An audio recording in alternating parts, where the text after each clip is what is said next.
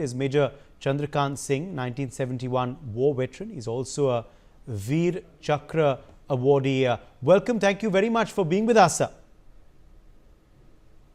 Thank you.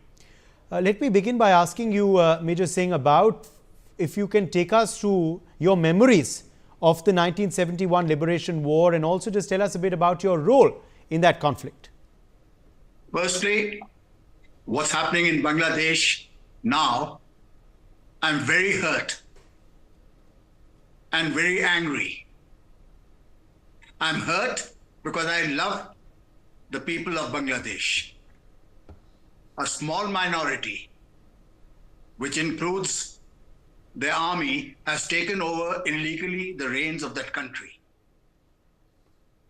And perhaps out of all the people in India and even some people in Bangladesh, I am better qualified to speak on what's happening in Bangladesh because I know the principal characters of that time. General Ziaur Rahman in 1971, who became after assassination of Mujibur Rahman, became the president of Bangladesh. On 10th of April, 1971, he crossed over at a place called Sabroom, which today is the site of the Maitri Bridge from Agartala to Chittagong. And for the next 3 months, he stayed with my battalion, quite often spending the night in my tent. As proof, I bring to you a document of that time which says Zia served with us for 3 months, from 10th of April to middle of July. This document is from 1971 itself.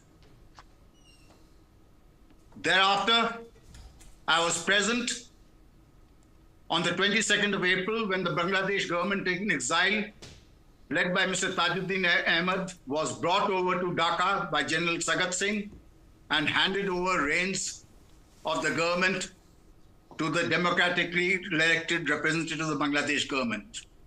That's on 22nd of December, 1971, just a week after liberation.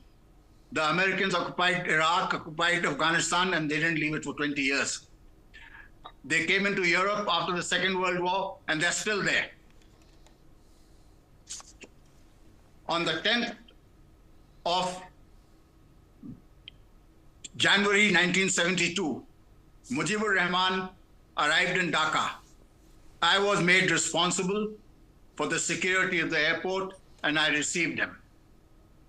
On the 12th of March, 1972, my battalion gave a farewell parade to Mujibur Rahman.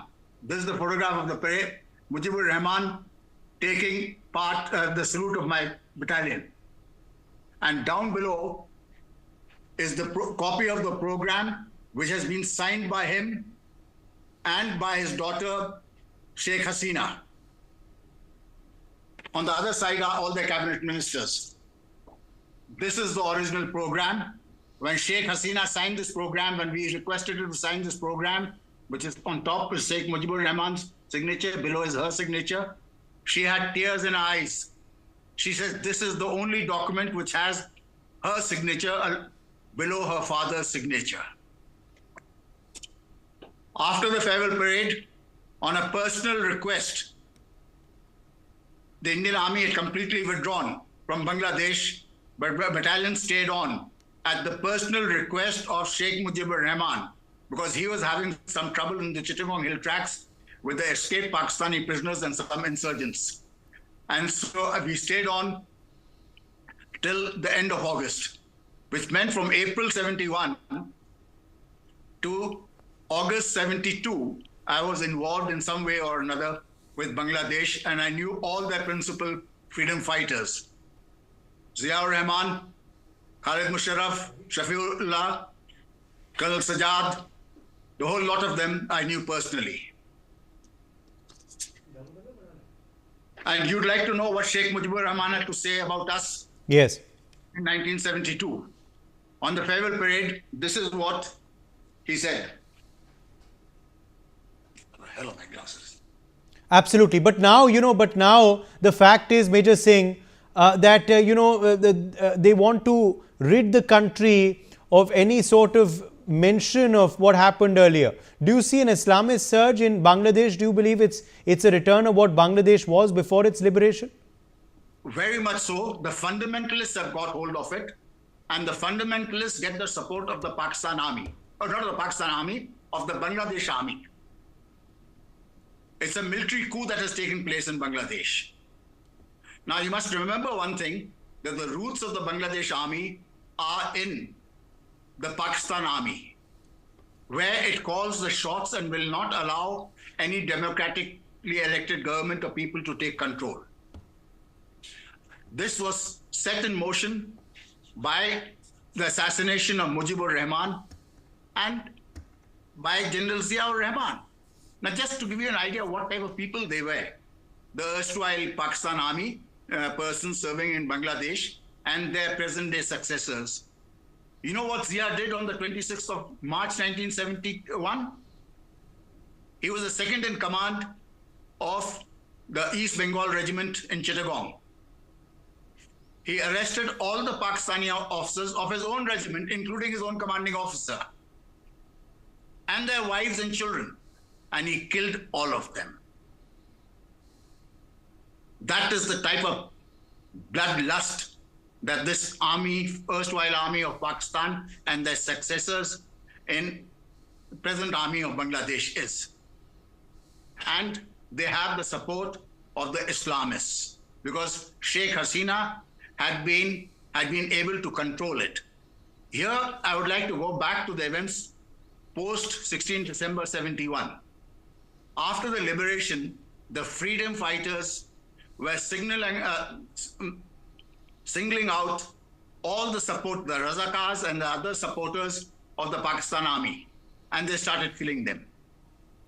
We put a stop to it in 3 days' time.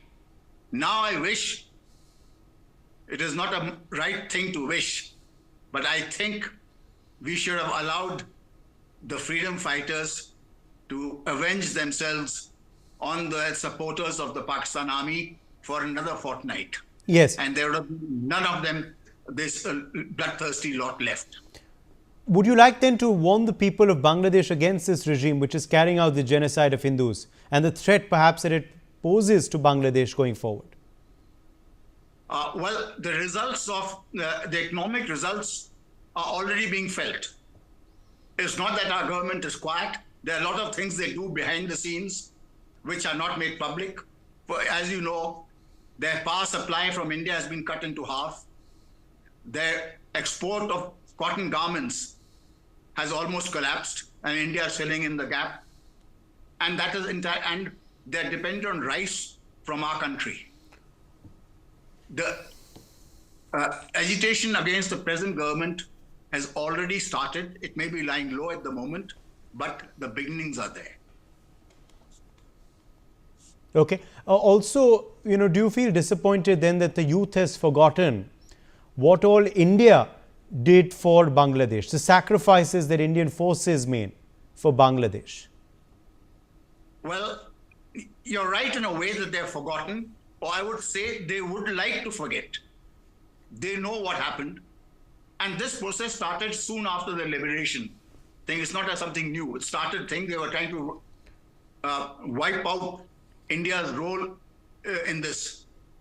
On my part, along with some of the Mukti Bahani veterans, we tried to rectify this thing, by bringing out a joint liberation book, Liberation Bangladesh 71, in which the authors are Bangladeshis and Indians. This is the first time a jointly authored book was brought out. And this book was released by their former president, Mr. Ahmad Ali. Sitting there is General Jacob, and behind Jacob is I'm standing. This was the first attempt that we should present the story holistically of the joint efforts of Indians and Bangladeshis. But I think we failed to do that. Part of the blame lies with us. Part, they had their own vested interests to forget about India. Okay. Let me, in fact, thank you then, Major Chandrakant Singh, for joining us with your perspective on this big story. Let me also